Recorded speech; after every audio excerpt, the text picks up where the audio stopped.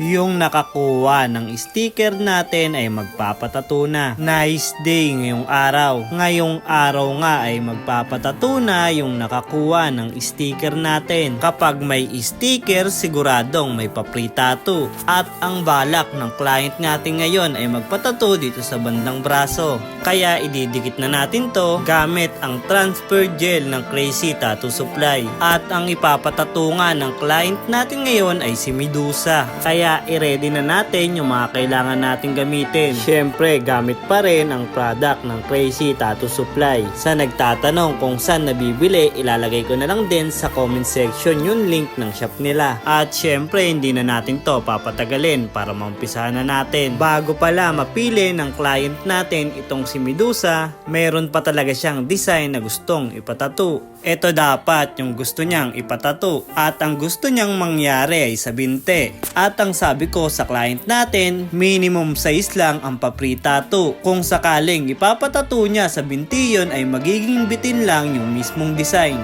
Kaya napaisip siya ng design at ito na nga lang yung napili niya. At ito nga yung dalawang pinagpipilian niya. At ito nga ang pinakahuli yung pinatato niya.